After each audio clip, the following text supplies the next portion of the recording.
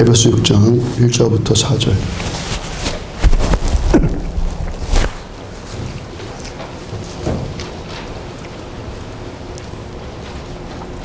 (1절부터 4절) 우리 한 목소리로 같이 읽습니다.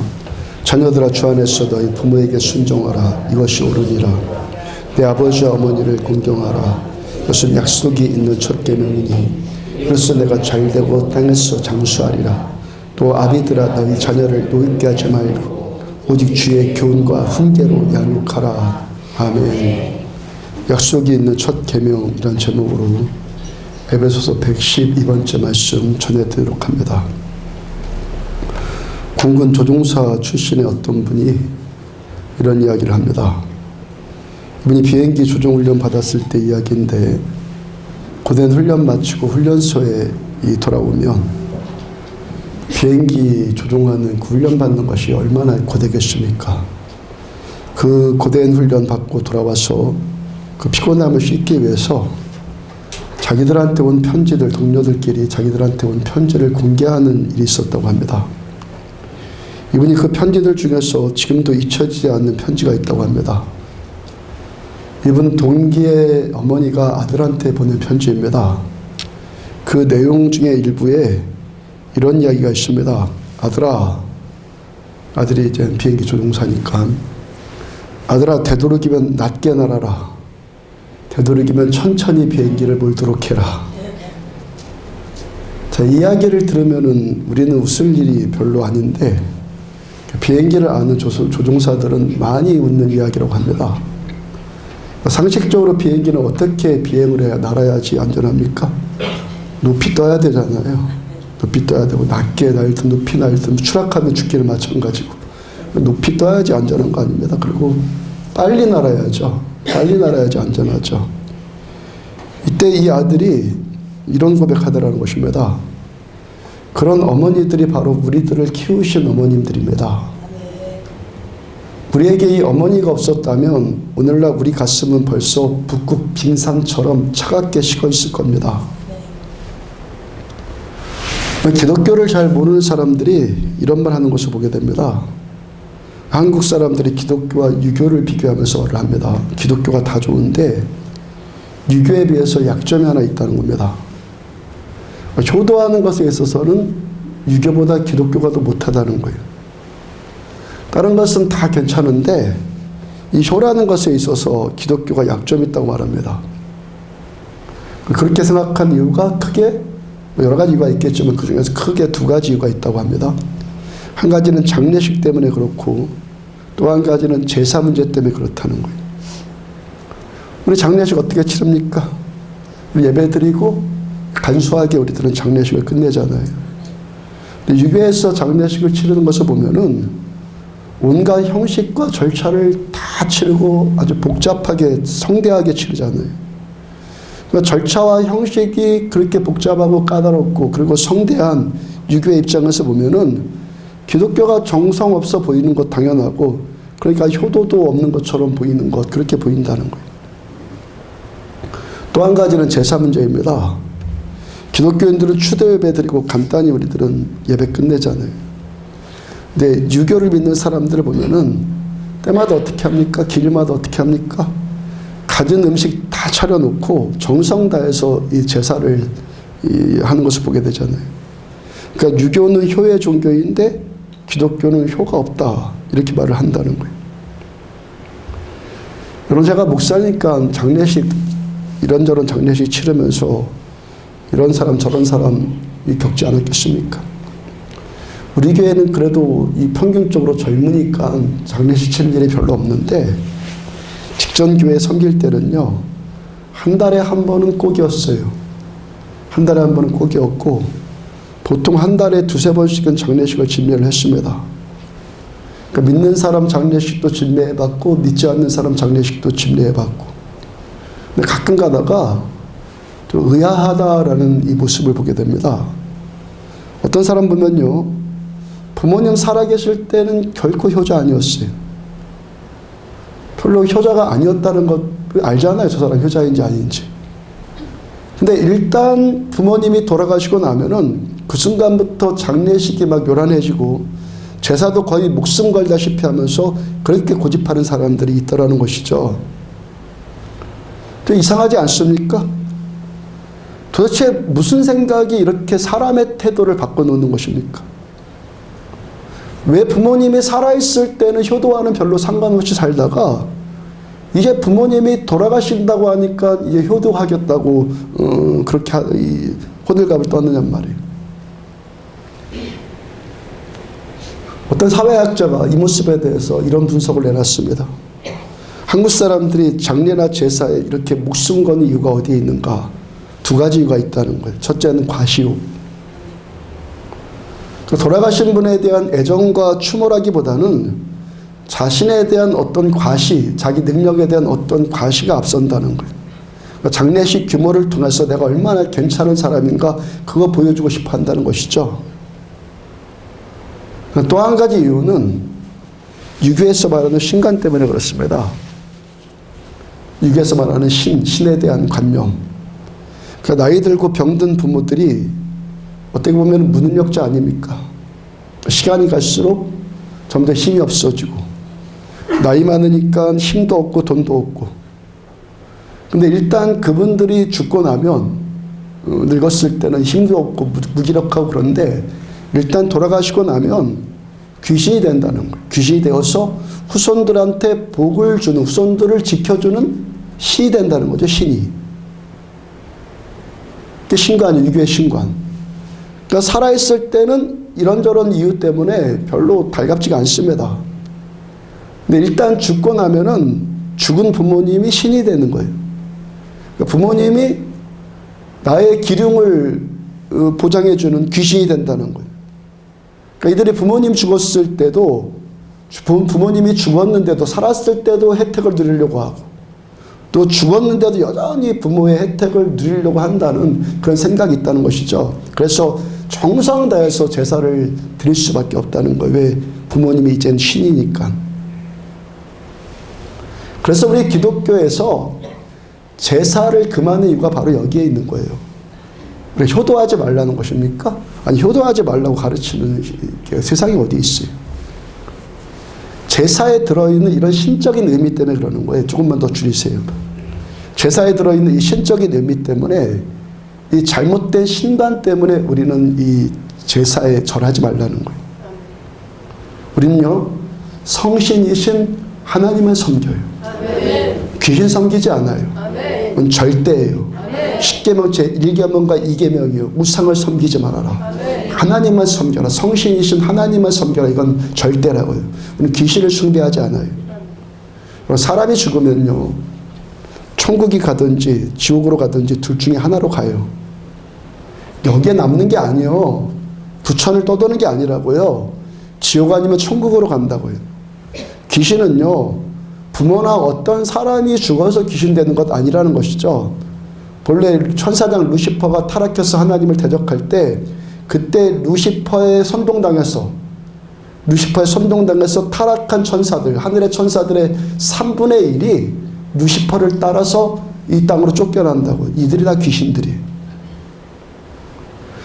가끔 귀신에게도 이 초자연적인 능력이 있으니까 귀신이 돌아가신 부모 흉내를 내는 겁니다. 할아버지 흉내를 내는 겁니다. 이 흉내 내는 경우가 종종 있는데 귀신이 왜 이러는 겁니까? 우리를 속이려고 하는 것이죠. 속이려고. 우리가 제사상에 절하지 않는다는 것은 부모님께 절하지 않는다는 것이 아닙니다. 누구한테? 귀신한테 절하지 않는다는 거예요. 우리는 성신이신 하나님만 섬기는 거지 우리는 귀신을 섬기는 건 아니란 말이죠. 우리는 하나님께만 절한단 말이죠.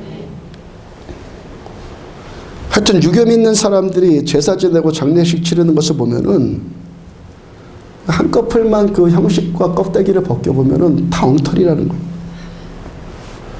물론 다는 아니겠지만요, 거의 대부분의 경우가 현세주의적인 기복주의, 그리고 계속 복만 받겠다는 그 이기주의의 합작품이라는 거예요.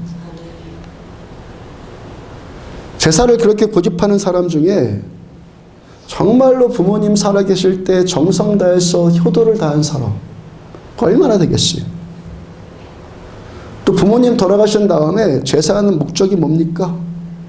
그래야 복 받는다는 건 아니에요. 그래야지 화를 당하지 않는다는 건 아니에요. 이것이 돌아가신 부모님을 위한 겁니까? 자기를 위한 겁니까? 결국 이것도 자기를 위한 이기주의라는 거죠. 반면에 기독교는 어떻습니까?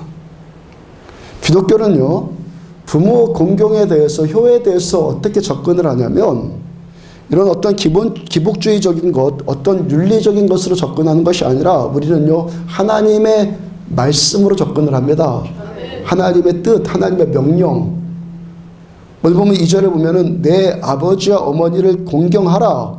이것은 약속이 있는 첫 계명이니, 약속 있는 첫 계명이다. 우리는 여러분들 1차적으로 하나님께서 말씀하신 계명, 이것도 첫째 계명이기 때문에 부모님한테 순종한다는 거예요.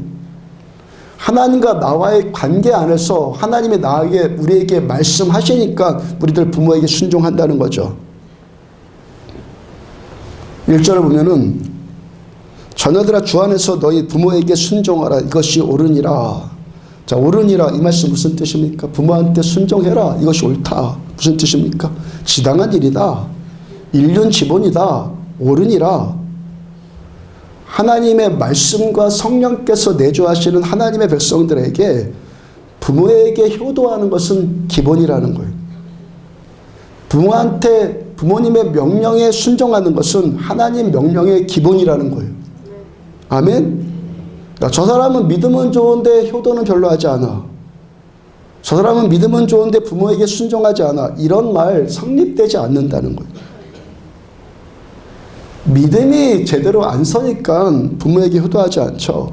하나님 제대로 섬기지 않으니까 부모에게 순종하지 않는다고요.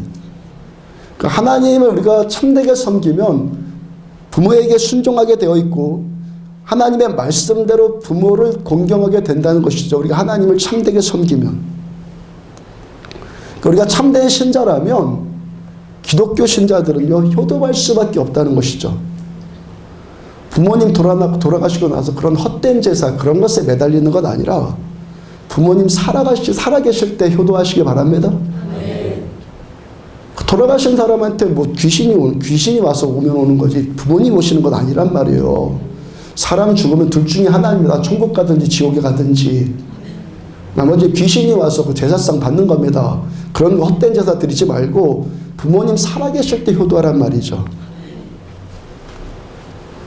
오늘 보면 1절을 보면은 주 안에서 너희 부모에게 순종하라. 이 순종이란 말의 히브리적 의미에는 듣는다라는 뜻이 포함되어 있습니다. 듣는다. 듣는다 무슨 뜻입니까? 들어서 순종하는 것이죠. 듣는 것이 효도예요. 듣는 것이. 유대인들 강하다고 말하잖아요. 성경을 떠나서도요. 사회학적으로 세계 사회학적으로 연구를 해봐도 유대민족은 매우 탁월한 민족이죠. 세계적으로 여러분들 나라별로 IQ 순위를 보면은 한국이 2위예요. 한국 사람들 IQ가 두 번째라고요. 1위가 홍콩이고 그 다음에 2위가 한국이고 그 다음에 일본, 중국, 대만 순위. 미국은 21위. 이스라엘은 33위. 그러니까 유대인들의 IQ가 국가별 순위로 33위에 불과합니다. 유대인들의 지능지수가. 그런데 민족성은 세계에서 가장 탁월하잖아요. 왜 이러죠? 지혜 때문에 그래요. 지혜. 유대인들이 IQ는 딸릴지 몰라도 지혜에 있어서는 세계 제일이에요. IQ는 선천적이죠. 지혜는 뭡니까? 후천적인 요소가 많이 작용을 하죠. 그렇죠? IQ는 부모한테 물려받는 거예요, 그건요. 선천적인데 지혜는 뭡니까? 후천적이에요. 유대인들이 이 지혜를 어디에서 터득을 합니까? 듣는 데서. 유대인들은요, 내 아이 낳자마자 아이가 출생해서 이게 애가 사리분별이 되기 시작하면 그때서부터 듣는 것부터 가르치는 민족입니다. 유대인들은. 젊은 여성들이 결혼을 하면 관심받고 사보는 책 가운데 하나가 유태인들의 육아법. 그리고 젊은 이 자매들이 많은 관심을 갖고 있어요. 성경은 안 읽어도 뭐 이 책은 읽어보려고 그러고. 여러분들 유태인들의 육아법의 핵심이 뭡니까? 뭐 그런 책 사서 보면 좋겠지만 굳이 살 필요 없습니다. 유대인들의 육아법 핵심은 딱 한마디예요. 듣게 만들어라. 이게 유대인들의 육아법이에요. 이게 유대인의 교육의 핵심이에요. 듣게 만드는 거. 뭘 듣게 만듭니까? 하나님의 말씀을 듣게 만들어라. 이것이 하나님의 말씀이다. 그럼 무조건 아멘하도록 하게 하는 것. 이것이 유대인들의 교육법이에요. 그 다음에 이것은 너희 조상들의 전통이다. 그러면 또 아멘하고 무조건 받아들여요. 이 전승이 뭡니까? 탈무드. 그러니까 유대인들의 이 탁월함은 바로 여기서 나온다는 것이죠. 듣는 데서. 하나님의 말씀을 듣습니다. 조상들의 전통을 듣습니다. 여러분들의 자녀들이 탁월하게 되기를 원한다면은 여러분들 어떻게 우리 아이들 키워야 됩니까? 여러분들 손주를 어떻게 키우도록 뭐 아들을 격려하고 며느리를 권면합니까? 듣는 아이들로 키우라면 듣는 아이들로. 듣는 아이로. 무엇보다도 하나님의 말씀을 듣는 아이로 키우란 말이에요. 신명기 6장 4절을 보면은 이스라엘에 들으라. 쉐마 이스라엘. 이스라엘 전 민족이 그들의 강령으로 삼는 말씀, 가장 중요하게 삼는 말씀. 유대인들은 구약만 보니까 유대교 신자들은 이들이 가장 중요하게 여기는 말씀이 신명기 6장의 말씀이에요. 6장 4절 이스라엘에 들으라. 아이가 출생해서 이 아이가 사리분별되기 시작하면은 바로 가르치는 말씀이 이들이 가장 먼저 가르치는 말씀 신명기 6장의 말씀이라고요. 다음 말씀 보면 우리 하나님 여호와는 오직 유일한 여호와시니. 그러니까 유태인들이 태어나서 가장 먼저 배우는 것이 뭐라는 것입니까? 하나님은 우리 하나님 여호와는 유일하신 하나님이시다. 한 분이신 하나님이시다. 하나님 우리 하나님이시다. 하나님 한 분이시다. 여호와께서 하나님이시고 유일하신 하나님이시니까 그 다음에 또 어떻게 하라는 것입니까? 그 다음 5절 너는 마음을 다하고 뜻을 다하고 힘을 다하여 내 하나님 여호와를 사랑하라. 바로 나오는 말씀. 이스라엘 들어라. 우리 하나님은 여호와는 우리 하나님이시다. 하나님은 유일하신 분이다. 그 다음 또 바로 나오는 말씀이 뭡니까? 너는 힘을 다하고 마음을 다하고 뜻을 다해서 내 하나님 여호와를 하나님을 사랑해라. 아이가 출생하자마자 그리고 죽을 때까지 가장 먼저 배우는 것, 끝까지 이들이 듣는 것은 내 하나님을 사랑하라는 거예요. 내 하나님 사랑하라. 그것도 어떻게? 마음을 다하고 뜻을 다하고 힘을 다하여 사랑해라. 아멘. 아멘. 이 감동이 저와 여러분들한테 살아나길 축복합니다. 사랑한다는 것이 그냥 입으로만 사랑하는 것이 아니라 마음을 다하고 뜻을 다하고 힘을 다해서 주 너희 하나님을 사랑해라. 지난주에 오후 예배 때 제가 잠깐 말씀드린 내용입니다. 28년 전에 하나님 처음 만났을 때 청년 때 참 행복하고 감격스러웠습니다. 그 감격으로 밤마다 본교회 지하 기도실에 가서 기도했잖아요. 근데 그렇게 뜨겁게 기도하는 제 모습과 성화되어지지 않는 제 삶의 모습, 이 괴리감 때문에 이게 너무 괴로운 거예요. 제 삶의 모습과 기도하는 모습이 이 괴리감 때문에 제가 너무 괴로운 거예요. 그래서 기도를 중단을 했어요. 그때가 가장 후회스러워요. 기도를 중단한다고 해서 경건한 삶이 나아졌겠습니까? 그나마 기도라도 하니까 견디게 되고 기도라도 하니까 뛰어넘을 수 있는 것이지 기도까지 중단해버리니까요 더 망가지더라는 것입니다. 그렇게 해서 제가 기도를 회복하는데 10년 걸렸다고. 10년. 그렇게 해서 기도 생활을 다시 하는데요, 기도를 그렇게 회복이 돼서 기도하는데도 뭔가 또 결핍이 자꾸 부족함이 느껴집니다. 제가 처음 경험했던 그 경험을 제가 아니까 그 결핍이 뭔 줄 알아요. 제가요. 뭔 줄을 알겠는데 안다고 해서 이게 해결되는 문제가 아니거든요. 여러분한테 지금 뭘 말씀드립니까? 하나님을 향한 사랑. 근데 입으로만 사랑이 아니라 갈망, 간절함. 갈망이라는 것이 여러분들 간절함이라는 것이 이론적인 것입니까? 뭐 설명하는 겁니까? 갈망은요, 경험이에요, 경험. 내 안에 느껴지는 겁니다. 아멘? 느껴지는 거예요. 여러분한테 제가 아무리 설명해도 여러분들이 느껴지지 않으면 이거 아무 소용도 없는 겁니다. 아멘입니까? 갈망은 설명해서 이해되는 게 아닙니다. 내 안에서 느껴짐으로, 경험되어짐으로 깨달아지는 겁니다. 아, 이게 갈망이구나. 여러분들 10대, 20대 때 우리가 누군가를 사랑했던 경험 떠올리면은 금방 이해되죠. 이 갈망이라는 거. 우리 다 그때 다 사랑해봤잖아요. 그 감정. 그러니까 누군가를 사랑하면 그 속에서 느껴지는 어떤 감정들 있잖아요. 감정들. 하나님을 향해 느껴지는 것은 좀 차이는 다 있는데 본질은 같아요. 간절함, 간절히 원하는 것. 기도는 회복이 되었어요. 근데 하나님을 향한 간절과 간절함, 이 갈망, 이 속에서 막 올라오는 이 갈망, 이게 부족함이 느껴지더란 말이에요. 그리고 그 갈망이 회복되어지고 또 회복되어 가고 있어요. 지금도 회복되어 가고 있는 것이 이것도 10년 이상이. 그러므로 첫사랑의 감격을 아는 분들은 잃어버리지 않기를 바랍니다. 한 번 놓치면 회복되는 데 시간이 매우 많이 걸립니다. 모르는 분들은 알기를 바랍니다. 하나님께서 내 하나님 여호와는 우리의 하나님이시다. 하나님 유일하신 하나님이시다. 그리고 뭐라고요? 마음을 다하고 뜻을 다하고 힘을 다해서 주 너희 하나님을 사랑하라. 첫 번째 말씀. 그러면서 여러분들 제가 깨달아지는 것이 있어요.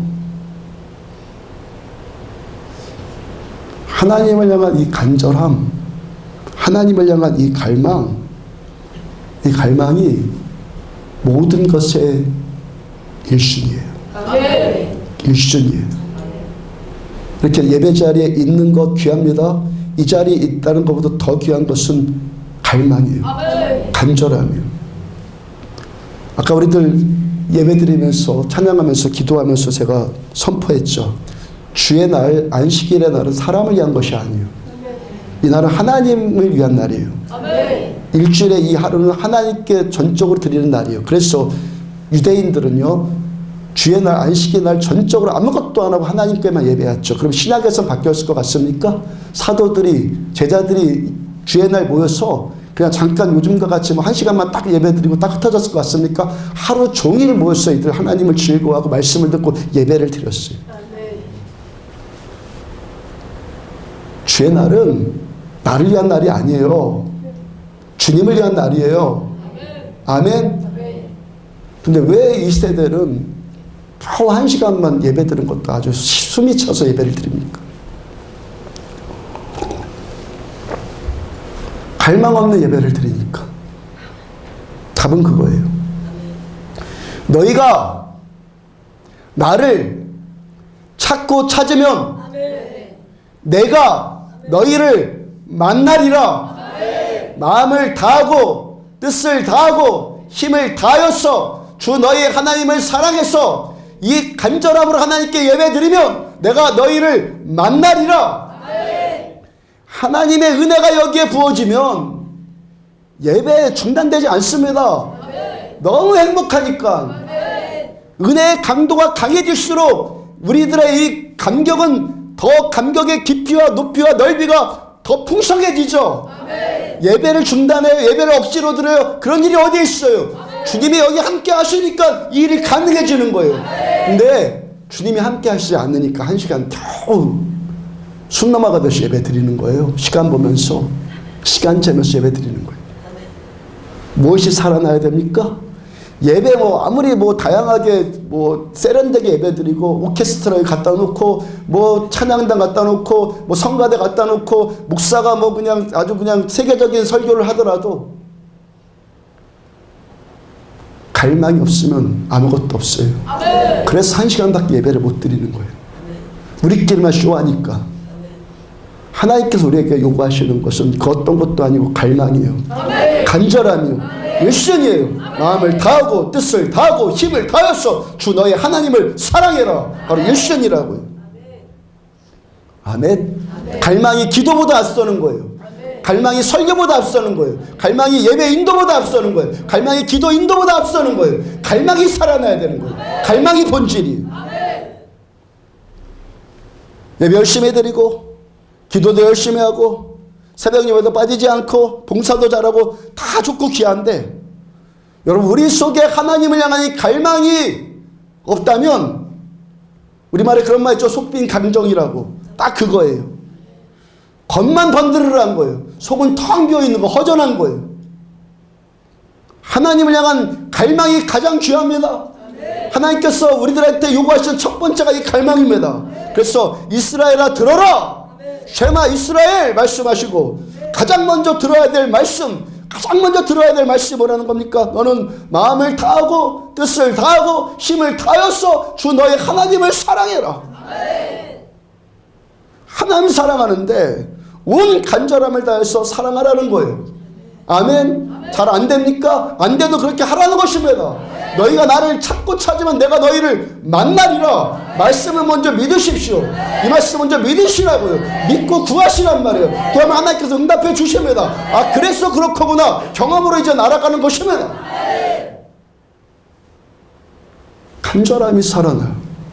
하나님은 간절함이 없는 예배, 우리끼리 아무리 쇼하고 화려하고 다양하고 뭐 멋있어도 하나님 그런 예배 감동받지 않으세요. 우리들의 간절함, 갈망, 하나님을 향한 목마름, 습기 있는 거, 이 속에 습기가 있다는 것이 뭔지 아십니까? 촉촉한 그 심령, 그 심령을 하나님 원하시는 거예요. 이 갈망이 뭔 줄을 모르는 사람은 구하시고, 아는 분은 잃어버리지 않도록 하시고, 아는 분은 더 구하시고, 모든 것의 전부의 첫 번째예요. 아멘. 그 다음 6절. 오늘 내가 명하는 이 말씀을 너는 마음에 새기고. 자, 그렇게 하나님을 갈망하는 사람, 사랑하는 사람에게서 구체적으로 나타나는 열매는 하나님의 말씀을 마음에 새겨요. 듣고 싹 잊어버리는 게 아니에요. 묵상한다는 것 여러분들한테 가르쳐 드렸죠. 들은 바 이 말씀을 하루 종일 생각을 해보는 거예요. 마음에 새겨요. 내가 하나님 사랑하면 사랑하시는 분의 뜻과 말씀이 내 심령 안에 새겨지는 것 당연한 귀결 아닙니까? 정직하기를 축복합니다. 내가 그러고 있는지 아니 그런지를 늘 생각해 보시기 바랍니다. 그 다음 7절. 내 자녀에게 부지런히 가르치며 집에 앉았을 때이든지 길을 갈 때이든지 누워있을 때이든지 일어날 때이든지 이 말씀을 강론할 것이며. 자, 유대인들이 이렇게 하나님을 사랑합니다. 하나님 말씀을 사랑합니다. 그러므로 내 자녀도 하나님을 사랑하도록 하고 내 자녀도 하나님을 말씀을 사랑하는 자로 키운다는 거. 부지런히 말씀 가르칩니다. 시도 때도 없이 말씀을 강론한다고요. 여러분, 이 유대인들의 지혜의 원천이 어디에 있다는 것입니까? 지혜의 원천, 하나님을 사랑하는데, 하나님의 말씀을 사랑하는데. 그러니까 유대인들은 어렸을 때부터 말씀으로 무장이 되어지는 거예요. 조상들, 선조들의 지혜인 탈무드로 무장이 돼요. 하나님의 말씀과 조상들의 지혜를, 선배들의 지혜를 듣는 것. 이것이 뭡니까? 유대인들의 지혜와 교육의 핵심이라는 거예요. 여러분들 지금 이 시대에 우리 한국에 가장 큰 문제가 뭡니까? 가장 큰 문제 이전에 그 문제의 본질이 뭡니까? 한국의 젊은이들이 지금, 학생과 청년들이 들으려고 하질 않아요. 제 얘기만 하는 건 아니죠. 제 생각만 하지 않은 것이죠. 여러분 다 동의가 되시죠? 네. 들으려고 하지 않은 이 시대의 젊은이들이 안 들어요. 그게 지금 위기입니다. 한국의 위기입니다. 북한의 핵이 위기가 아니에요. 사상적인 위기가 위기예요. 네. 이 사상적으로 지금 흔들리는 것은 왜 그러냐면 들으려고 하지 않기 때문에 그러는 거예요. 학생들과 청년들이 윗사람들의 말을 들으려고 하질 않아요. 제가 한 6개월 전쯤에요. 태극기 집회한 기사가 인터넷 포털 사이트에 실린 걸 봤어요. 거기에 댓글들이 달렸습니다. 태극기 집회하는 모습 보고 댓글들이 달렸는데 너무너무 모진 말들이 거기에 댓글로 달렸어요. 저주스러운 말들. 태극기 집회 나오는 분들이 대부분 연령대가 어떻게 됩니까?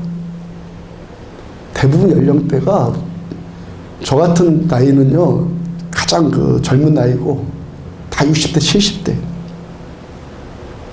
태극기 집회 나오는 분들이 대부분 나이 많은 어르신들이라고요. 그 나이에 여러분들 뭐 손주 재롱 떠든 거 그거 보면서 인생 그렇게 편하게 보내고 싶고 그런 나이 아닙니까? 그런 연시 아니에요? 그런데 그렇게 집회에 나올 정도가 되면 뭔가 이유가 있지 않을까? 좀 생각해 볼 만하지 않습니까? 저 어르신들이 왜 저러고 있을까? 좀 생각해 볼 만하지 않은 거예요? 근데 그 모습 보면서 온갖 저주스러운 댓글들이 거기 다 달려있단 말이에요.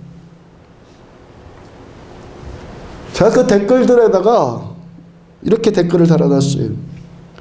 당신들의 눈에 저렇게 초라하고 퀴퀴해 보이는 모습 안에 인생의 찬바람 다 맞아가면서 당신들을 키우느라고 늙어버린 당신들의 부모의 모습이 들어있는 것입니다. 저희 노인들 안에 당신들 부모의 모습이 들어있는 겁니다. 좀 노인의 지혜를 생각할 줄 아는 사려 깊음과 겸손함을 좀 갖춰봅시다. 좀 생각을 좀 해봅시다 그랬어요. 근데 어떤 반응들이 나왔습니까? 거기에 뭐 좋아요 싫어하는 거죠. 좋아요는 이거, 싫어요는 이거. 순전히 이거예요. 제가 틀린 말 했습니까? 저 노인분들의 여러분들이 지금 비난하고 있는, 저주하고 있는 저 노인들의 그 얼굴, 저 모습에 당신들의 부모의 얼굴이 들어있는 겁니다. 제가 틀린 말 한 겁니까? 찬바람 다 맞아가면서 당신들을 키운 당신들의 부모의 모습이 저 안에 있는 겁니다. 그런데 모두 다 이 거꾸로 손가락을 이렇게 놨어요. 제가요, 당연히 그런 반응 나올 줄 알았는데 너무 답답한 거예요. 너무 답답한 거예요. 기분 나빠서 답답한 거 아니에요. 나라의 앞날을 생각해 보니까 너무 답답한 거예요. 들으려고 하지 않는 세대. 선동당해서 행동하는 세대. 지금 이 세대는 듣고 행동하는 세대가 아니라 선동당해서 지금 행하는 세대이잖아요. 이 나라의 앞날이 너무너무 걱정이 되는 거, 너무너무 답답한 거예요. 요즘 젊은이들이 어른 말 듣지를 않아요. 선생 말 듣지 않아요. 목사 말도 안 들어요. 듣지 않아서 버릇없다는 차원이 아니라 나라의 미래가 걱정이 되어서 제가 답답한 겁니다. 이대로 계속 가면 어떻게 될까? 여러분, 지금 문제, 위기는요, 핵이 아니에요. 사상이 무너지는 게 지금 위기라고, 사상이. 왜? 듣지를 않으니까. 다 선동돼 버리니까. 지금 시대의 학생 청년들이 어른 말을 듣지를 않습니다. 다 선동되어서 행동을 한다. 선동당해서. 그러니 답답하죠. 듣는 것이 지혜입니다. 우리를 살리는 지혜는 우리 나이 20살, 30살, 아니 적어도 50살, 아니 제 나이 이상도 들어야 돼요. 하나님 말씀 들어야 됩니다. 조상들의 지혜를 들어야 됩니다. 조상들의 지혜를 들어야 된다고요. 경륜을 들어야 됩니다. 경험을 들어야 됩니다. 한 살이라도 더 살고 한 번이라도 책 한 번 더 읽고 한 번이라도 더 경험해보고 이 경험을 들어야 되죠. 안 들으니까 어리석게 되는 겁니다. 안 들으니까 망하는 것입니다.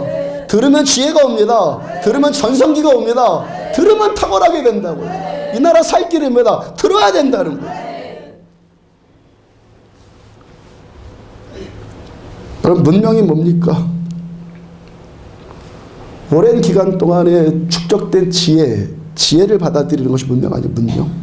문명. 우리들은 생명의 말씀을 이어받은 사람들이죠. 그럼 이 말씀을 붙드는 것, 이거 아주 지혜롭고 당연한 일입니다.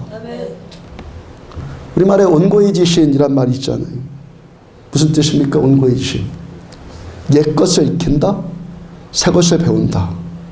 이걸 잘하는 사람이 탁월한 사람 됩니다. 옛 것을 익히고 새로운 것을 배우고. 유대인들이 탁월한 것은요, 이게 있는 이게요. 이들은요, 온고의 정신. 유대인들의 아주 좋은 습관 가운데 하나가 있습니다. 아주 타의 추종을 불허하는 습관 가운데 하나가 있어요. 이들은요, 기록하는 데는 아주 뛰어난 민족이에요. 기록하는 데. 여러분들 이 성경이 기록된 것이요, 이거 기록하기 위해서 여러분들 우리 성지순례 간 사람들의 이 설명을 들었죠. 목욕제게 싹 하고 그 양피지에다가 받아 적었습니다. 그 한 페이지에다가 한 자만 틀리면 그거 싹 버려요. 그 처음부터 다시 써요. 이렇게 기록된 것이 성경이에요. 이렇게 기록된 것. 이렇게 계속 받아 적고 이 사본들이 계속 내려온 게 성경이라고요. 이들은요, 기록하는 데에서 타의 추종을 불허하는 민족이에요. 좋은 것이 생겼어요. 좋은 것이 생기면요, 이들은 체계를 만들어버려요. 잊어버리지 않아요. 그걸 체계로 만들어서 전통으로 만듭니다. 우리 안디옥 교회가 우리 소그룹 모임마다 이게 체계를 세웠잖아요. 전통이 지금 됐잖아요. 이런 식으로요, 좋은 것이 있으면 체계를 만듭니다. 전통으로 세웁니다. 그래서 유대인들에게 절기들이 많잖아요. 유월절, 초막절, 우순절, 절기들이 참 많잖아요. 다 체계를 세우는 겁니다. 이것이 레위기의 말씀이에요. 레위기의 말씀, 전통과 체계를 세우라는 말씀이 레위기의 말씀. 선지자들이 기록하는 사람들이었기 때문에 예레미야, 이사야, 에스겔 기록하는 자들이었기 때문에 구약 성경이 나왔죠. 사도들이, 예수님의 제자들이 기록하는 사람들이었기 때문에 신약 성경이 나왔고요.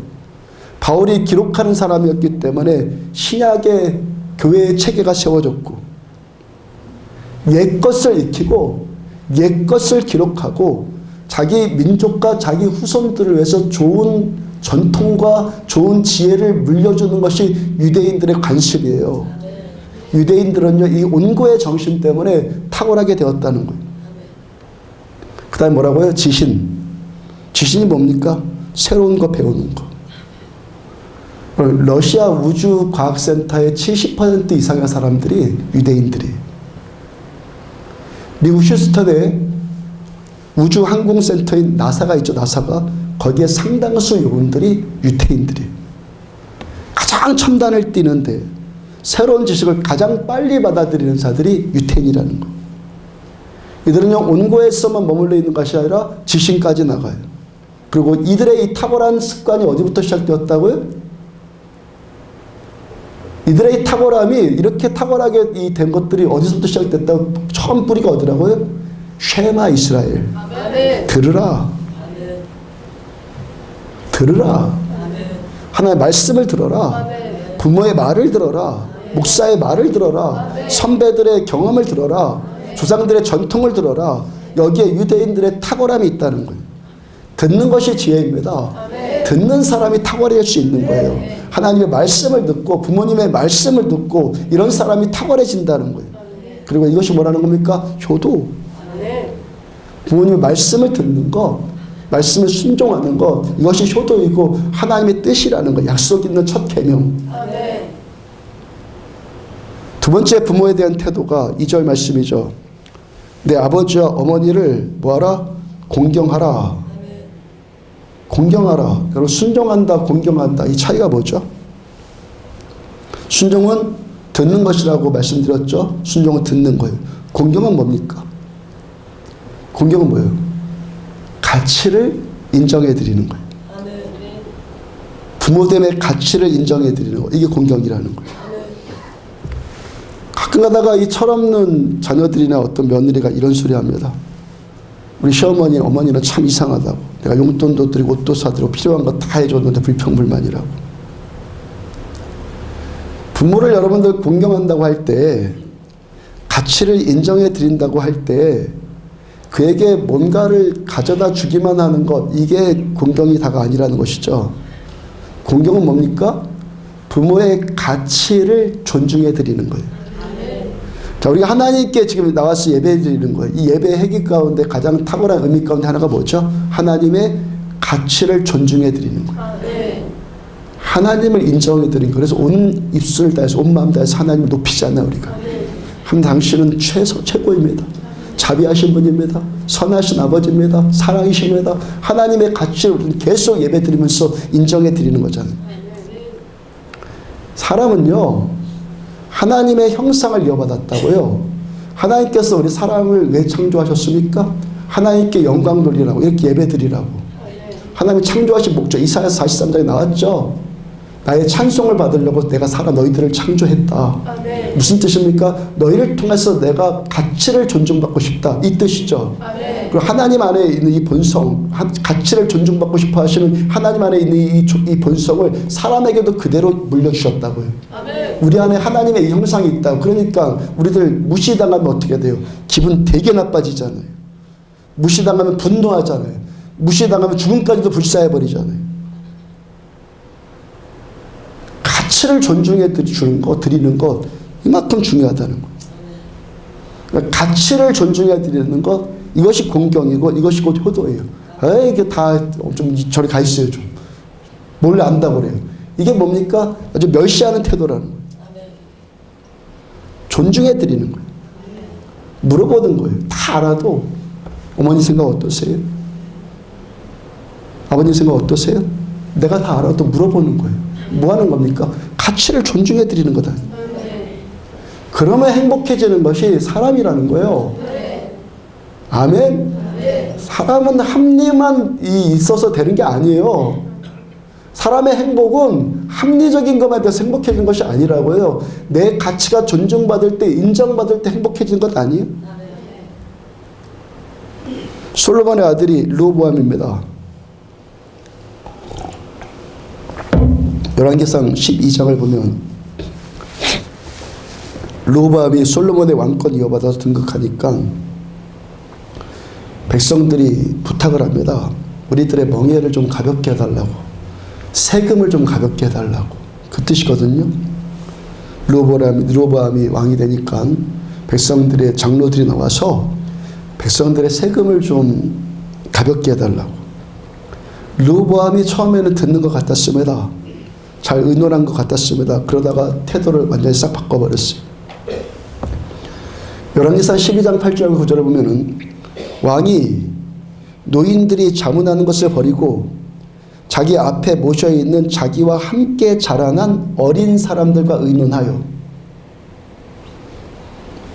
노인들이 자문하는 것을 다 기다려 버리고 자기와 함께 자라난 어린 사람들과 의논하여, 이러면 어떻게 되나? 망한다는 거예요. 이르되 너희는 어떻게 자문하여 이 백성에게 대답하게 하겠느냐?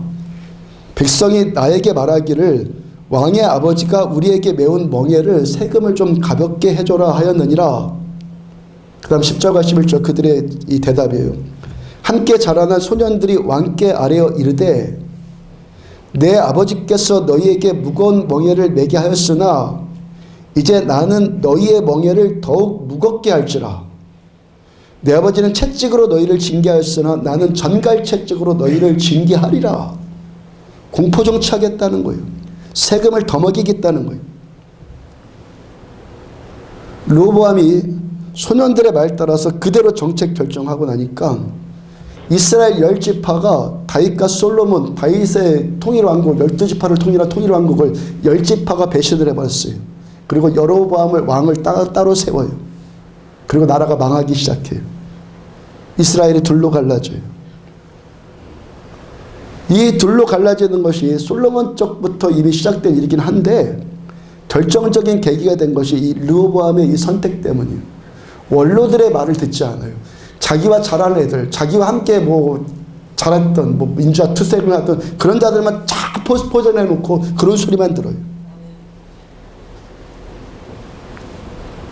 여러분, 역사라는 것이 다른 건 아닙니다. 똑같은 것이 반복되는 거예요. 그럼 역사를 통해서 우리가 배워야죠. 선배들의 인생 경험을 통해서 배워야 하고 부모님의 삶의 지혜를 통해서 얻어야 하죠. 전통 있는 사회는, 되는 사회는 조상적부터 물려보던 모든 가치를 공경한다고요. 그를 통해서 지혜를 얻는다고요. 우리 성지순례 갔을 때 로마가 맞잖아요. 그 아래 벽돌에 깔린 거 아스팔트 깔지 않고 그 벽돌 그대로 놔뒀잖아요. 그 벽돌. 기억납니까? 차도 위에 깔린 벽돌. 그 벽돌이 최소한 몇 년 된 거라고요? 1000년, 2000년 된 벽돌들. 그거 안 걷고 그대로 놔둔다, 그대로. 아스팔트 안 깔고. 아스팔트 깔면 훨씬 편할 텐데. 이들은 뭡니까? 조상들의 어떤 지혜와 전통을 배우겠다는, 그러니까 선진국이 되는 거예요. 에베소서 5장부터 5장 후반부터 6장까지의 말씀이 뭐라고 말씀하는 겁니까? 서로의 가치를 존중해 주라는 거죠. 아내는 남편의 가치를 존중해라. 순종함으로. 남편은 아내의 가치를 존중해 줘라. 사랑함으로. 부모는 자녀의 가치를 존중해 줘라. 자녀는 부모의 가치를 인정해 드려라. 이 모든 것 기초 위에 하나님의 가치를 존중해 드려라. 여러분들 복 받기를 축복합니다. 복 받으셔야 됩니다. 기독교는 하나님께 우리들을 복 주시는 신앙 종교입니다. 아멘입니까? 닦아세우고 뭐 율법만 딱 줘가지고 이렇게 해라 안 해라 윤리적으로만 살아라 이거 아닙니다. 복 주시고 하나님께 축복해 주시고 하나님의 자녀답게 살아라 말씀하십니다. 복이 뭡니까? 복이 위로부터 주어지는 거예요. 내가 받고 싶다고 해서 받아지는 것이 아니라 복은요 위로부터 주어지는 것을 받는 거예요. 그럼 위로부터 주어지는 것을 내가 받는 것이라면 그럼 어떻게 해야 됩니까? 위의 법을 따라야죠. 위로부터 주어지는 것을 받는 것이 복인데 이 복을 받으려면 어떻게 위의 법을 따라야 될 것 아니겠습니까? 위로부터 주어지는 것이 복이면 그 위의 공식대로 해야지만 정답이 나오는 것 아니에요. 위의 공식대로 해야지 답이 풀릴 것 아닙니까? 어떻게 복을 받습니까? 주 안에서 부모에게 순종하고 공경해라. 그 다음 3절 말씀 보면 이로써 너가 잘되고 땅에서 장수하리라. 이것이 약속 있는 첫 계명이다. 너가 땅에서 잘된다? 너가 장수할 거다? 이 복을 누가 쟁취한다는 겁니까? 주어지는 건데 어떤 사람에게 이 복이 주어진다는 겁니까? 주 안에서 부모에게 순종하고 내 아버지와 어머니를 공경할 때 땅에서 잘되고 땅에서 장수하는 복을 누리게 된다는 거예요. 하나님이 이런 자에게 이 복을 주신다는 거예요. 어떤 분이 회사를 경영하는데 이런 말 합니다.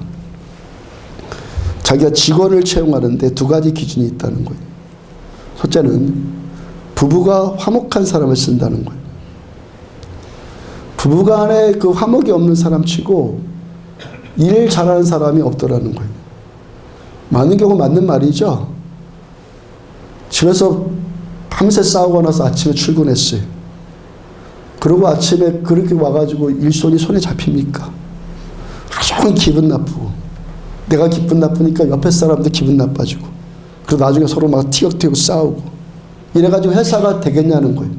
그래서 부부가 화목한 사람을 쓰면 이런 일이 최소화가 되더라는 거예요. 이것도 지혜이죠.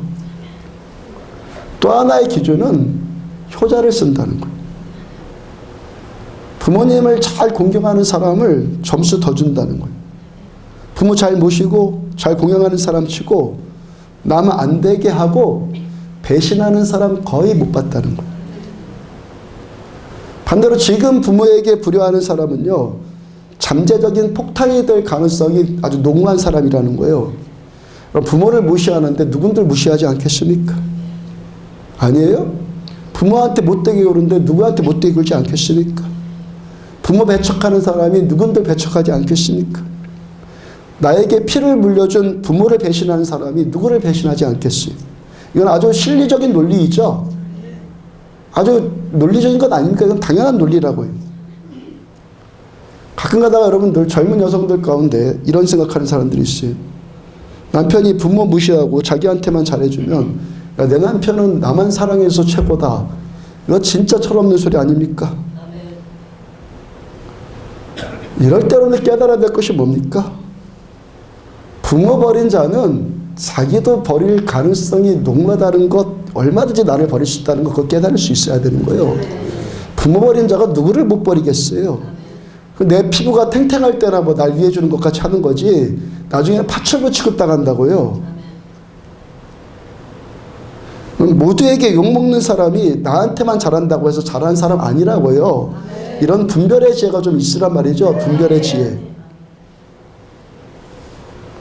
마가복음 12장 8절을 보면은 부활을 믿지 않는 사두개인들이 예수님을 시험하는 내용이 나옵니다. 형제가 7이 있어요.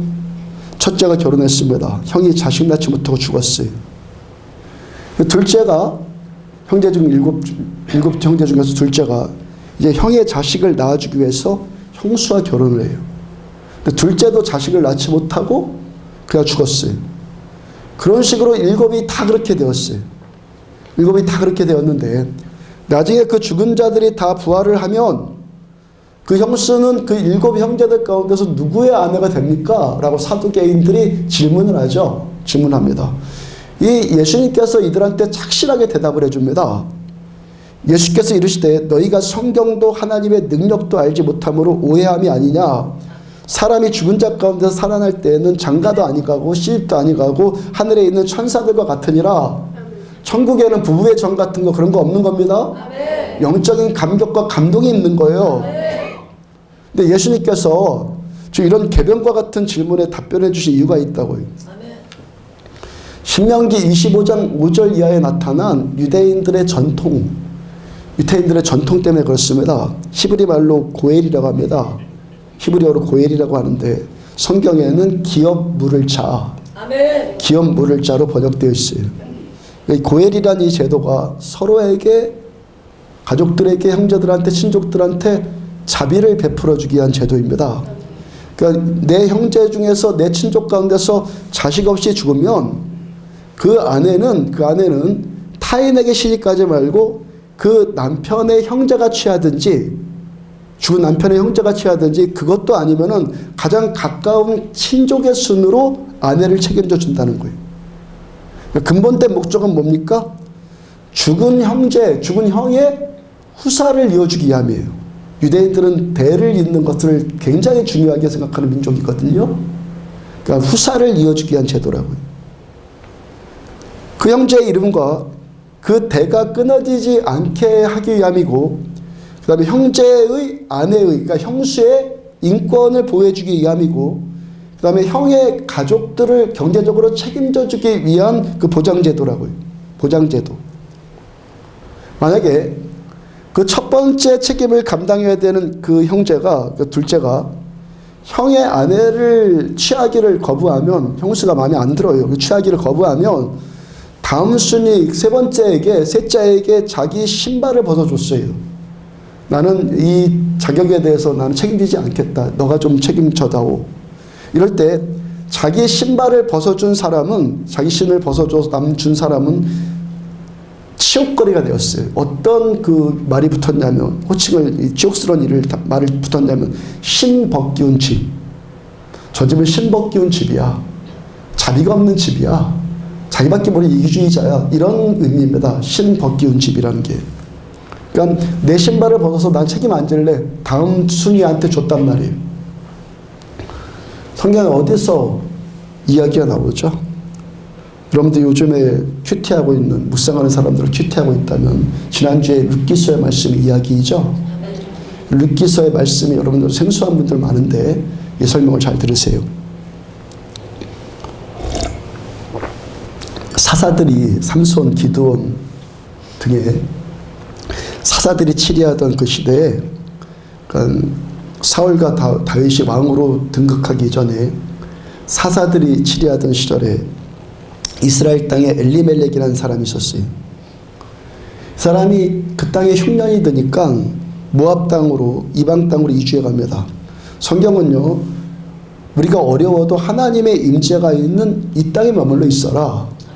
예루살렘에 머물러 있어라. 여러분들이 어려움을 겪어도 예배하는 이 자리는 반드시 지켜야 되는 거예요. 아멘. 아멘. 아멘. 예배는요, 그래서 목숨 걸고 드릴 가치가 있는 거예요. 아멘. 네, 그래서 성경은요, 어려워도 하나님의 임재가 있는 예루살렘 그 땅을 떠나지 말고 거기 있어라. 성경은 말씀을 하시는데, 아마도 이 엘리멜렉이라는 이 자가 신앙이 없었던 자였던 것 같아요. 그러니까 어려움이 닥치니까 가족 다 내리고 모압 땅으로 이민 갑니다. 엘리멜렉의 아내가 나오미였는데 나오미는 믿음의 사람이었어요. 그때 당시 사회 문화적인 그 배경이 아내는 남편의 결정에 무조건 복종해야 되거든요. 그런 문화적인 배경이니까 나오미는 분명히 신앙적으로 내키지 않았을 겁니다. 근데 남편이 가자고 하니까 할 수 없이 이젠 따라간 거예요. 그 이들이 가족이 다 모압으로 갔고 어떻게 해서 남편 엘리멜렉이 먼저 죽었습니다. 두 아들이 말년과 기련이 모압 여인들과 결혼을 했는데 큰 며느리의 이름은 오르바였고 둘째 며느리의 이름은 룻이었어요. 룻. 그래서 룻기. 그렇게 둘이 결혼을 해서 10년쯤 지났고 말년과 기련도 죽었고 그 어떻게 됩니까? 처지가 어떻게 된 거예요? 그 먼 타양 땅에서 생과부 셋만 남게 된 거예요. 나오미가 다시 하나님께서 계신 본향 땅으로 돌아가기로 결심을 했고 그 오르바와 룻 두 며느리를 불렀습니다. 너희 본래 모압 사람들 아니냐? 너희 남편들 내 아들들 다 죽었고 그러니까 너희가 친정으로 가든지 새로 시집 가든지 너희는 살 길 찾아서 떠나라. 나오미가 아주 선한 어머니죠. 시어머니죠. 그리고 며느리들을 배려해 줬어요. 그 큰 며느리 오르바는 떠났습니다. 작은 며느리 룻은 내가 그럴 수 없다고 해서 시어머니 나오미를 따라서 유대 땅으로 들어와요. 나오미가 고향 땅으로 돌아오기는 했는데 남편도 죽었고 아들들도 다 죽었어요. 그런 처지에서 살 길 막막한 것은 마찬가지죠.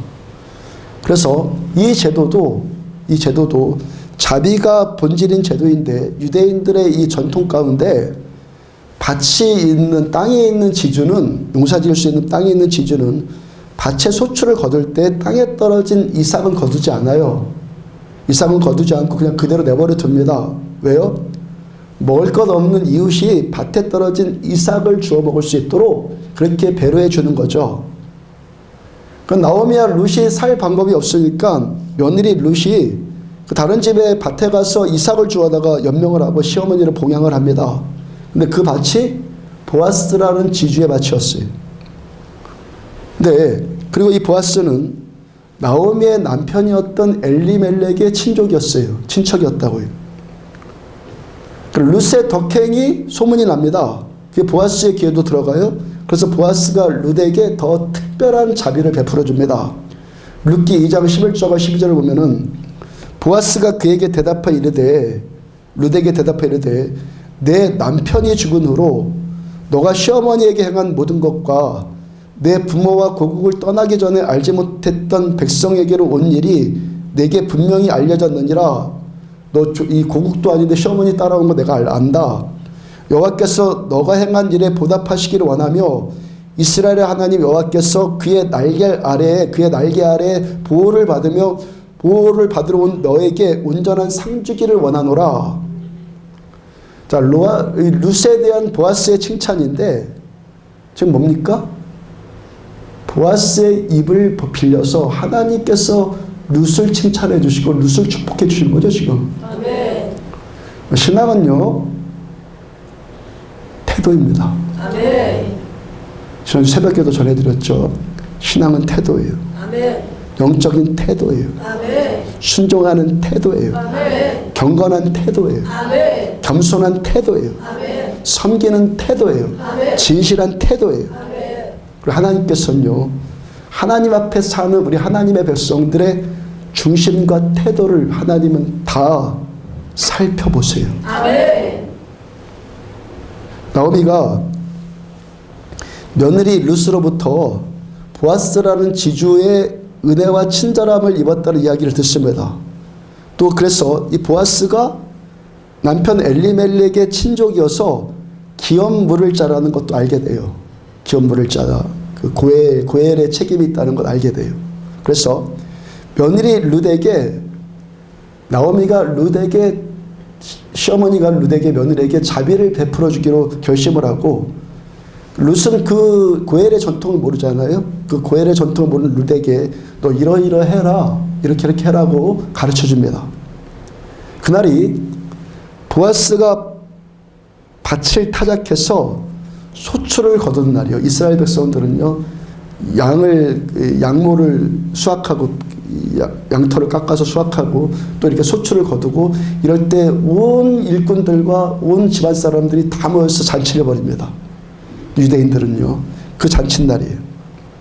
그 보아스가 집안 가족들과 일꾼들을 다 모았어요. 그리고 모두 함께 잔치를 벌이고 먹고 마시고 즐거워합니다.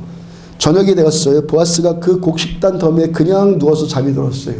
뭐 술에 취해서 그랬는지 하여튼 곡식단 더미에 그냥 누워서 잠이 들었는데 룻이 시어머니가 일러준 대로 보아스 곁에 가서 살짝 누워요. 한밤이 되었습니다. 보아스가 몸을 뒤척이다 보니까 한 여인이 누워 있거든요. 그래서 깜짝 놀라서 너가 누구냐?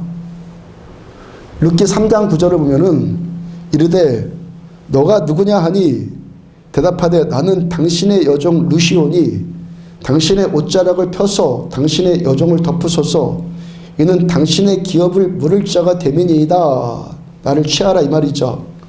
보아스가 룻에게 자비를 베풀어 주기로 결심을 했고 또 그동안 룻을 자기가 소문을 듣고 룻을 또 보니까 아주 사랑스러운 여인이거든요. 그래서 보아스가 룻의 고엘이 되기로 룻의 기업 물을 자가 되어주기로 보아스가 결정을 합니다. 그런데 보아스가 룻의 기업 물을 자의 고엘의 책임을 질 자의 우선순위로 자기보다 또 다른 친족이 있다는 걸 알게 돼요. 나보다도 먼저 가까운 친족이 있다는 것, 저 촌수가 더 가까운 자가 있다는 것을 알게 되었고 그래서 룻을 바로 취하지 않습니다. 다음날 그 친족을 만나서 지금 상황이 이렇게 한데 내가 룻을 나의 고엘로 내가 취할 거라고 그렇게 하겠느냐고 내가 그런 생각이 있는데 당신이 먼저 우선순위인데 당신이 그렇게 할 거냐고 물어봤습니다. 근데 그 친족이 머리를 굴려봐요. 계산을 해보니까 자기한테 돌아올 이익이 별로 없을 것 같거든요. 그래서 보아스에게 자기 신발을 벗어줍니다. 룻기 2장 1절을 보면은 나오미의 남편 엘리멜렉의 친족으로 유력한 자가 있으니 그의 이름은 보아스더라. 자, 룻을 사랑하고 룻에게 자비를 베풀어 준 이 보아스 어떤 사람입니까? 유력한 자. 유력한 자다. 자, 룻이 지금 받는 축복을 말씀드리는 거예요. 유력한 자다. 그다음 보아스라는 이름, 보아스라는 히브리어 이 자체가 힘이 세다, 신속하다 이런 의미입니다. 그러니까 보아스는요 힘이 있는 사람이었어요. 권력 있는 사람이었어요. 그리고 신속한 사람이었어요. 신속하다 무슨 뜻입니까? 성실한 사람이란 뜻이죠. 일을 미루지 않는, 게으르지 않는 사람이었다는 거예요. 그러니까 유력한 자, 유력하다라는 이 히브리 말이 이시 끼뽀르 하일입니다. 이시 끼뽀르 하일인데 끼뽀르라는 이 히브리어는 강하고 위대하다 이런 의미이고 하일은 부가 있고 덕이 있다 이런 뜻입니다. 그러니까 유력한 자 보아스, 이 보아스는 어떤 사람이었다는 겁니까? 부자였어요. 아멘? 아멘. 부자였다고 돈 있는 남자였고 힘 있고 권세 있는 사람이었습니다. 거기다가 성실한 사람이었어요. 거기다가 덕까지 갖춘 사람이에요. 덕까지. 요즘 아이들 말로 어떤 사람이에요? 상남자예요. 아주요. 상남자가 훈남이라고요. 룻이 이런 남자의 아내가 되어서 사랑받는 여인이 되었어요. 이방 여인, 모압 여인이었던 사람이 유대인의 전통 지주와 결혼을 하고 이런 은혜와 축복을 받는다고. 아멘. 아멘. 듣고 있으십니까, 여러분? 아멘. 이런 복 받는 원리를 지금 말씀드리는 겁니다. 아멘. 하늘의 복을 받기로 원한다면 하늘의 원리를 따라야 된다고요, 지금. 아멘. 룻기 마지막 4장 18절 이하를 보면은 베레스의 계보는 이러하니라.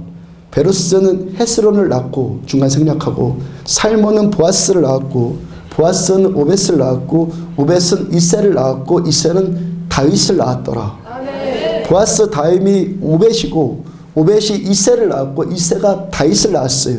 룻이 어떤 축복을 받습니까? 이스라엘 최고의 왕인 다윗의 증조모가 돼요. 아멘. 다윗의 증조모가 되는 영광을 얻는다고요. 아멘. 이방 사람. 마태복음 1장 1절부터 16절을 보면은 아브라함과 다윗의 자손 예수 그리스도의 계보라. 아브라함이 이삭을 낳고 이삭은 야곱을 낳고 야곱은 유다와 그의 형제들을 낳고 중간 생략하고 살몬은 라합에게서 보아스를 낳고 보아스는 룻에게서 오벳을 낳고 오벳은 이새를 낳고 이새는 다윗 왕을 낳으니라. 다윗은 우리아의 아내에게서 솔로몬을 낳고 중간 생략하고 야곱은 마리아의 남편 요셉을 낳았으니 마리아에게서 그리스도라 칭하는 예수가 나시니라. 아멘. 보아스와 룻에게서 다윗 왕이 왔어요. 그 대를 계속 이어서 메시아이신 예수님이 오셨어요. 아멘. 룻이 어떤 여인 됐어요? 메시아의 족보인 그리스도 예수의 족보 위에 그 이름이 올려지는 영광스러운 이름이 되었다고요. 아멘. 좀 말로 다 할 수 없는 복받은 여인 아닙니까? 아멘. 오늘 보면 에베소 6장 3절 그대로 되어 있죠. 이로써 너가 잘되고 땅에서 장수하리라. 아멘. 신명기 28장 2절부터 1절 보면 너 하나님의 말씀을 청종하면 말씀을 청종하면 이 모든 복이 너에게 임하며 너에게 이르리니 성읍에서도 복을 받고 들에서도 복을 받을 것이며 중간 생략하고 내가 들어와도 복을 받고 나가도 복을 받을 것임이라. 잠언 31장 28절부터 3절 그의 자식들은 그 여인의 자식들은 일어나 감사하며 그의 남편은 칭찬하기를 덕행 있는 여자가 많으나 그대는 모든 여자보다 뛰어나다 하느니라. 고운 것도 거짓되고 아름다운 것도 헛되나 오직 여호와를 경외하는 여자는 칭찬을 받을 것이요. 요한삼서 1장 2절 사랑하는 자여 내 영혼이 잘됨과 같이 내가 범사에 잘되고 강건하기를 내가 축복하노라. 룻에게 지금 여러분들한테 말씀드린 이 모든 말씀의 복이 지금 다 임하고 있잖아요. 룻이 남편에게 사랑받고 남편에게 칭찬받는 여인 되고 땅에서 복을 받고 하늘에서도 복을 받고 영혼이 잘되고 범사가 잘되고 강건해지는 복을 지금 받고 있잖아요. 룻기 2장 11절을 다시 보면 보아스가 그에게 대답하여 이르되 내 남편이 죽은 후로 내가 시어머니에게 행한 모든 것과 내 부모와 고국을 떠나서 전에 알지 못했던 백성에게로 온 일이 나에게 분명히 알려졌느니라. 여호와께서 너가 행한 일에 보답하시기를 원하며 이스라엘 하나님 여호와께서 그의 날개 아래에 보호를 받으며 보호를 받으러 온 내게 온전한 상 주시기를 원하노라. 룻이 남편 죽은 다음에 시어머니에게 향한 모든 이 선한 일이 사람들한테 소문이 나고 보아스에게 알려줘요. 그 다음 12절 여호와께서 너에게 행한 일에 보답하시기를 원하며 아멘. 어떤 일에? 너가 행한 일에. 신앙은 태도라고 그랬죠. 너의 태도에 여호와께서 너의 태도에 보답해 주기를 원하며 아멘입니까? 너의 태도에 너의 행함에 보답해 주시길 원하며 이스라엘 하나님 여호와께서 그의 날개 아래 보호를 받으러 온 너에게 온전한 상 주기를 원하노라. 롯의 이 착한 마음과 착한 태도에 하나님이 그를 보호해 주셨고 하나님이 그를 상 주셨고 땅의 모든 기른 것과 하늘의 풍성한 이름으로 룻을 축복해 줘요. 룻기 그 이전 1장 16절 룻기에서 가장 유명한 말씀이 있습니다. 룻이 이르되 자 나오미가 너희들 갈 바 알아서 찾아가라 살 길 찾아가라 이렇게 했어요. 룻이 이르되 내게 어머니를 떠나며 어머니를 따르지 말고 돌아가라 강권하지 마옵소서. 어머니께서 가시는 곳에 나도 가고 어머니께서 머무시는 곳에 나도 머물겠나이다. 어머니의 백성이 나의 백성이 되고 어머니 하나님이 나의 하나님이 되시리니 어머니께서 죽으시는 곳에서 나도 죽어 거기 묻힐 것이라. 만일 내가 죽는 일 외에 어머니를 떠나면 여호와께서 내게 벌을 내리시고 더 내리시기를 원하나이다. 시어머니 나오미가 남편도 아들들도 다 죽고 고향으로 돌아가기를 결심하고 며느리한테 너희가 살 길 찾아가라 했을 때 룻이 응답한 내용. 어머니가 믿는 하나님 나도 믿습니다. 아멘. 어머니한테 내가 물려받은 이 신앙 그 어떤 것과도 바꿀 수 없습니다. 아멘. 주를 경외함이 이 기초 위에 어머니를 섬기고 어머니를 끝까지 책임져주는 그런 이 복된 인생을 살죠. 에베소서 오늘 보면 1절 다시 보면 자녀들아 주 안에서 너희 부모에게 순종하라 이것이 옳으니라. 이것이 복받는 하늘의 법입니다. 아멘. 2절 내 아버지와 어머니를 공경하라. 이것이 약속이 있는 첫 계명이다. 하나님의 약속이 임하는 첫 번째 계명이다. 이것이 3절 이로써 너가 잘되고 땅에서 장수하리라. 여러분 상황이라는 것, 현실이라는 것, 상황이라는 것은요, 나한테 지금 이런 상황, 일주일 동안 이런 상황 겪었어. 지금 내 상태가, 내 상황이 지금 이러이러해. 우리 집안이 이래. 내가 이래. 상황이라는 것은요, 상황이라는 것은 언제나 변명의 여지가 있는 거예요. 그렇죠? 상황 때문에, 현실 때문에, 이것 때문에. 상황이라는 것은 언제나 변명의 여지가 있는 거예요. 내가 하지 않아도 될 만한 그런 이유 얼마든지 만들어낼 수 있어요. 어디까지 이 시대가 얼마나 악해져서 기도하지 않아도 되는 이유까지 만들어내요. 예배 1시간만 드려야 되는 이유를 만들어내서 지금 예배를 다 1시간 드리는 거예요. 성경 예배 1시간 드리라는 말씀이 있습니까? 주의 날 온전히 하루 종일 하나님 섬기는 거예요. 아멘. 근데요, 사람의 악함이 1시간밖에 예배 안 드려 모든 온갖 상황들을 다 조합해갖고 1시간밖에 예배 안 드릴 이유를 만들어낸 거예요. 상황이라는 것은요, 언제나 변명의 여지가 있는 거예요. 여러분, 이래서 하지 않고 저래서 하지 않겠다, 이렇게 할 수밖에 없었다, 이런 이유는요 얼마든지 많고 만들어낼 수도 있어요. 그렇게 따져보면은 안 해도 되는 이유가 너무 많아요. 근데 여러분들 또 한 가지 기억해야 될 것이 있습니다. 복을 받는데도 이유가 있다는 거예요. 안 해도 되는 것도 이유가 있듯이 복을 받는 것도 이유가 있다는 거예요. 우리가 핑계대고 변명하고 자기 합리화시키는 데만 이유가 있는 것이 아니라 복을 받는 것도 이유가 있어요. 지금 이해되고 있습니까? 복을 받는 것도 이유가 있다고요. 우리 인생의 최고의 법인 약속 있는 첫 계명, 약속 있는 첫 계명인 하나님의 말씀 따라서 변명하기 이제 그치고 핑계대는 거 그치고 이런 문제들을 오히려 극복해낼 때 하나님이 약속해 주신 이 약속들이 그대로 이루어지는 것입니다.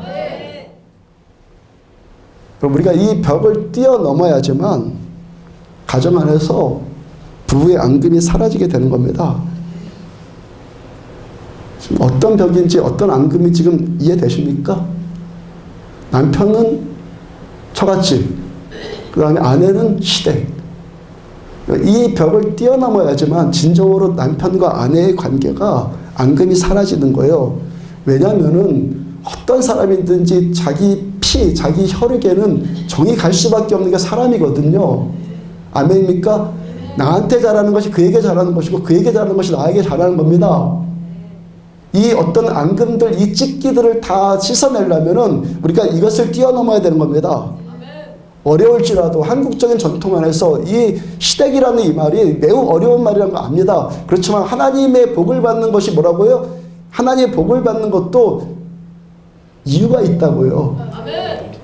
법이 있다고요. 규칙이 있다고요. 부모에게 순종하고 긍정하는 사람은 다른 사람에게도 역시 신이 버리지 않아요. 그 꼭 깨달으십시오. 부모 배신하는 사람은 누구든지 배신할 수 있는 사람이에요. 부모에게 잘하는 사람이 결국에 나에게도 잘해요.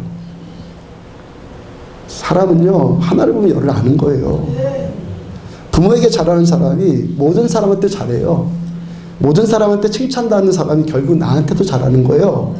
이 지혜를 얻으란 말이에요. 이 인간관계의 기초를, 지혜를 얻으라는 거예요. 그리고 이 모든 인간관계의 기초가 효입니다. 효.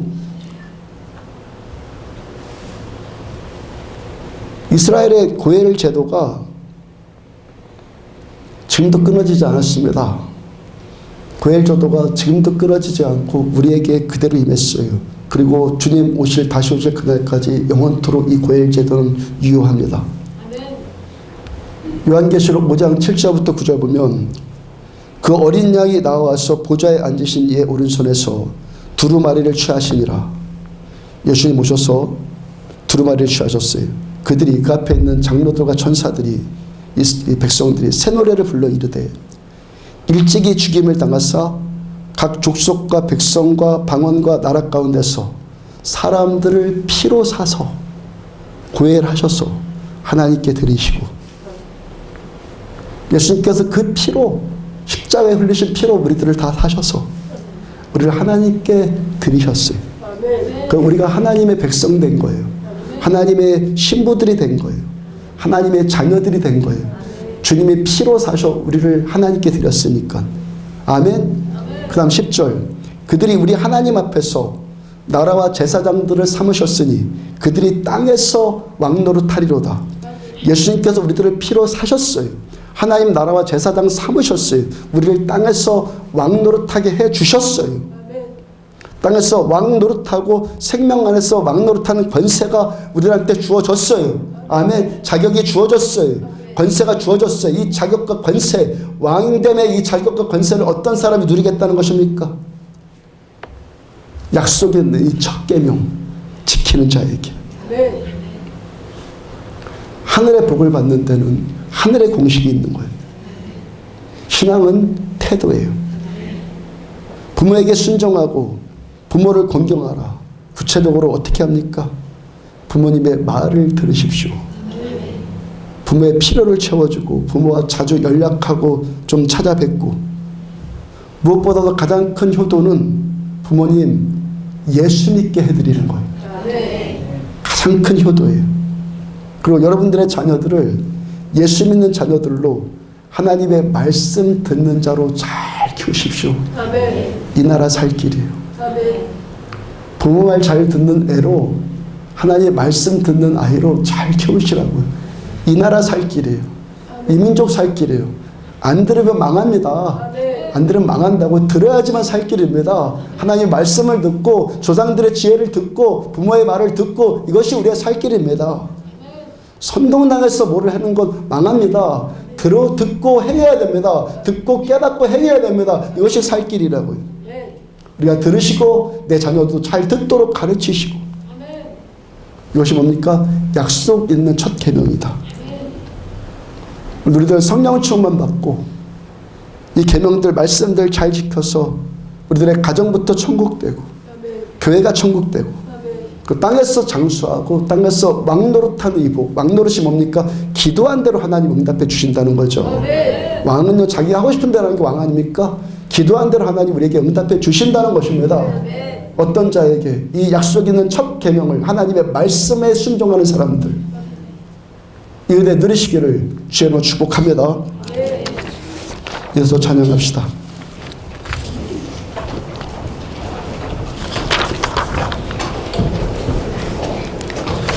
내 평생 사는 동안 찬양합시다.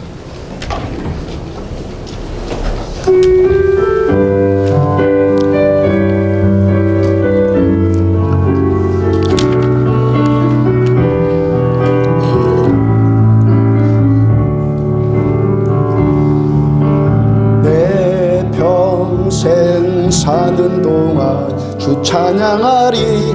여호와 하나님 내 주를 찬양하리. 주님을 묵상하니 즐겁도다. 내 영혼 주 안에서 참 기쁘. 내 평생 사는 내 평생 사는 동안 주 찬양하리. 여호와 하나님 내 주를 찬양하리. 주님을 묵상하니 즐겁도다. 내 영혼 주 안에서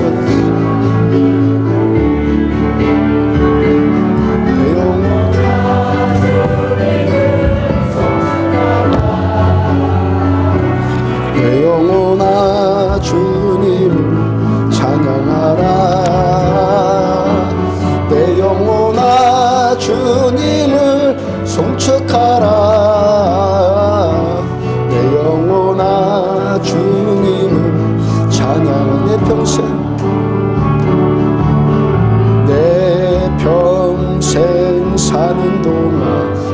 찬양하리 여호와 하나님 내 주를 찬양하리 주님을 묵상하니 즐겁도다 내 영혼 주 안에서 참 기쁘니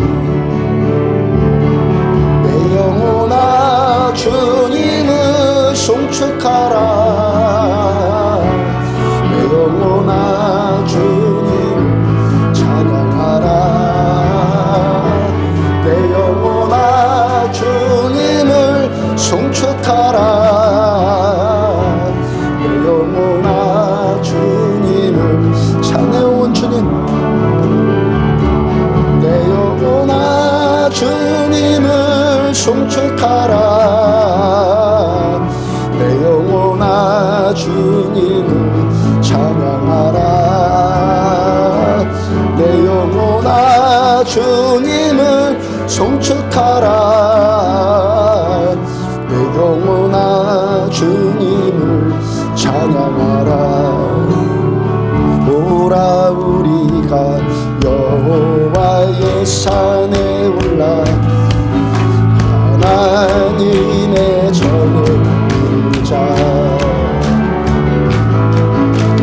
오라 우리가 여호와의 산에 올라 하나님의 전을 이루자 오라 우리가 여호와의 산에 올라 하나님의 전에 이르자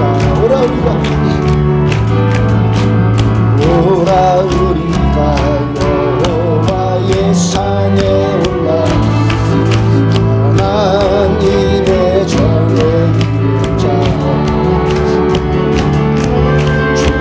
주님의 도를 배우고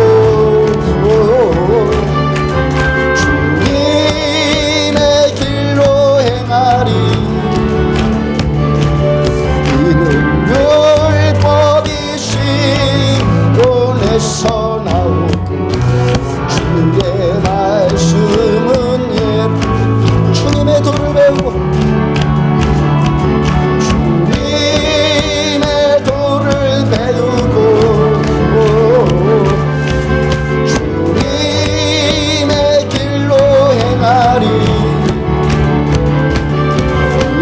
율법이 시온에서 나오고 주의 말씀은 오라 우리가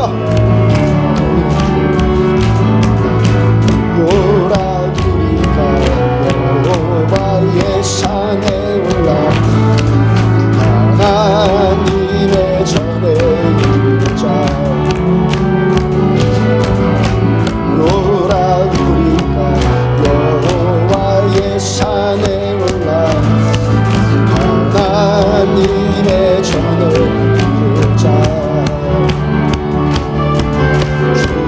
주님의 도를 배우고 주님의 길로 행하리 이는 율법이 시온에서 나오고 주의 말씀은 주님의 도를 배우고 주님의 도를 배우고 주님의 길로 행하리 율법이 시온에서 나오고 주의 말씀은 주님의 도를 배우고 주님의 도를 배우고 주님의 길로 행하리 율법이 시온에서 나오고 주의 말씀은 오라 우리가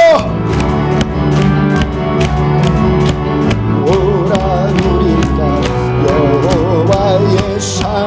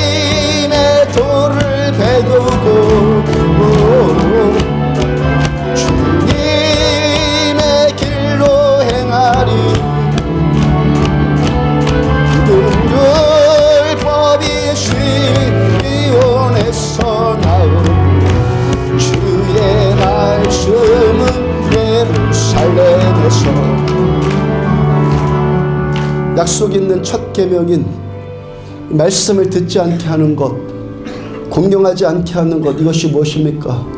우리 안에 깨지지 않는 자아 아닙니까? 교만 아닙니까? 교만하니까 안 듣습니다. 내가 당신보다 낫다고 생각하니까 그를 공경하지 않는 것 아닙니까? 하나님, 우리들 이 교만함을 용서하여 주시옵소서. 겸손해서 듣는 기 되기로 결정합니다. 들어야지 삽니다.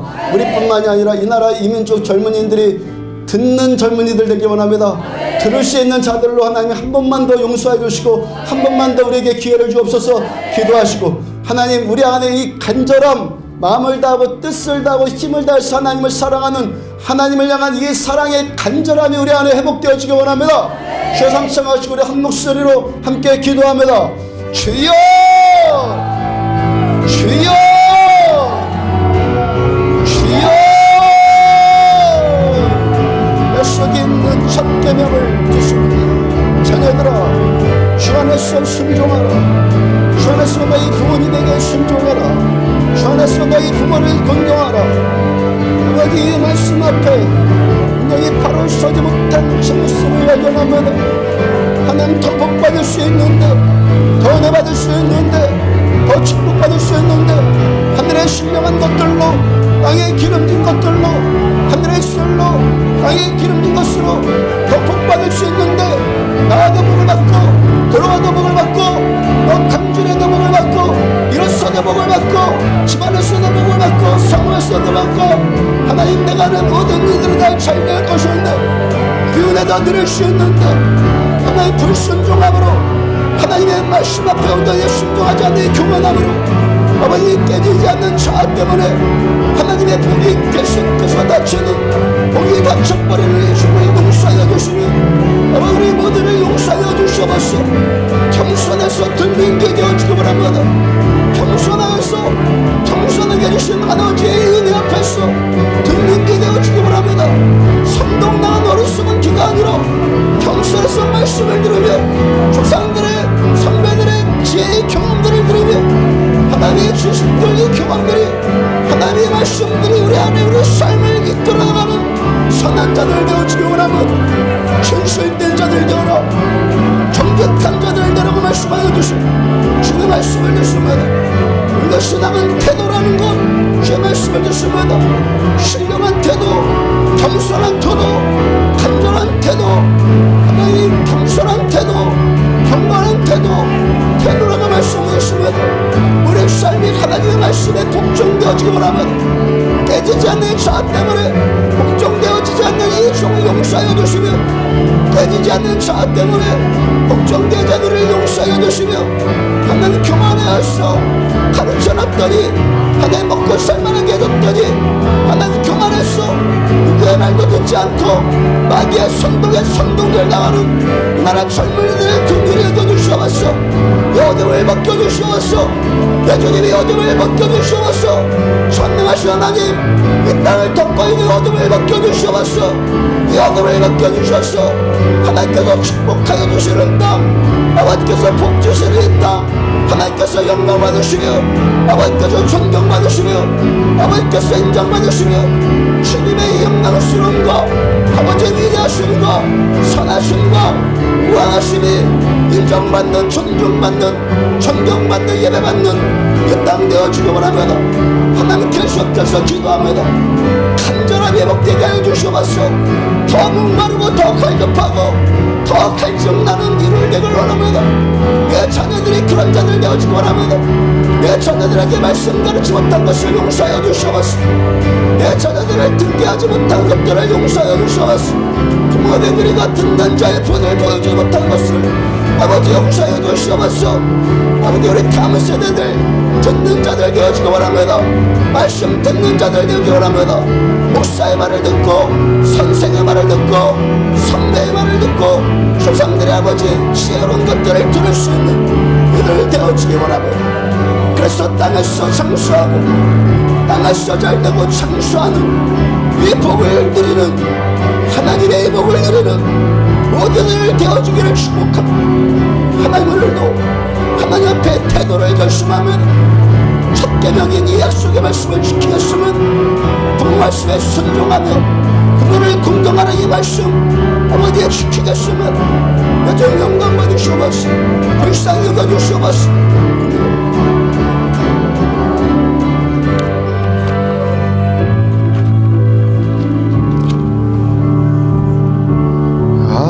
아침마다 새롭고 늘 새로우니 주의 성수를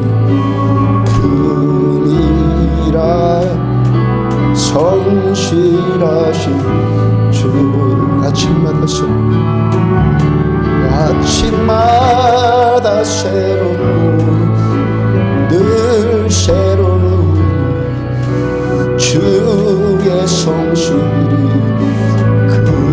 그니라. 성실하신 주. 주인 자는 끝이 없고 주의 하나님께 두 손 놓고 찬양합시다. 끝이 없고 제자비는 무궁하며 아침마다 새롭고 늘 새로우니 주의 성수를 그니라. 성실하신 주. 아침마다 새롭고 아침마다 새롭고 늘 새로우니 주의 성수를 그니라. 성실하신 아침마다 새롭고 주님을 인정해 드리십시오. 아침마다 새롭고 늘 새로운 주의 성수를 그니라. 성실하신 주. 주의 말씀 주셔서 주님 감사합니다. 말씀 들었지만 주님의 복되신 말씀 들었지만 우리에게 또 필요한 것이 우리가 무엇인 줄 압니다. 은혜가 필요합니다. 주님. 그래서 기도합니다. 우리 안에 간절함이 살아나기 원합니다. 듣는 자들, 겸손한 자들 되어지기 원합니다. 하나님의 말씀을 듣고 부모의 말씀을 듣고 순종하며 목사의 말을 듣고 선배들의 말을 듣고 존중할 수 있는 우리들 겸손함을 갖추기를 원합니다. 서로 공경해주는 존중해주는 우리의 관계 되어지기 원합니다. 다음 세대들 우리들 듣는 자로 키우지 못한 것을 용서하여 주옵소서. 아버지 우리를 용서하여 주옵소서. 우리 다음 세대들 듣는 자들로 이제 키워내기 원합니다. 우리 가족들, 우리 자녀들 그렇게 키워지기 원합니다. 안디옥교회 주일학교 학생들, 청년들 듣는 자들로 지혜로운 자들로 키워지기를 원합니다. 그래서 이 땅의 소망이 하나님을 알고 하나님께 발견되어진 그리스도인들 자녀들에게 있음을 고백합니다. 우리들에게 복 주시기를 원하시는 아버지, 우리 안에 이 복이 차단되어지는 장애물들 보게 하여 주시며 말씀으로 다 걷어버리고 회개하고 하나님의 이 하늘의 이 신령한 복들이 땅에 기름진 것들이 모두에게 채워지기를 축복합니다. 예물드린 손길 주께서 마음껏 축복하여 주셔서 저들의 기업에 복이 쌓을 곳이 없도록 부어주셔서 땅끝까지 이르러서 생명 살리는데 우리의 삶 놀랍게 쓰임받는데 그렇게 축복하여 주시옵소서. 주 예수 그리스도의 이름으로 모든 장애물들이 거칠지어다. 예수 그리스도의 이름으로 모든 문제들이 치유받을 지어다. 예수 그리스도의 이름으로 모든 질병들이 고침받을 지어다. 하늘의 부가 임할 지어다. 기업이 회복되어질 지어다.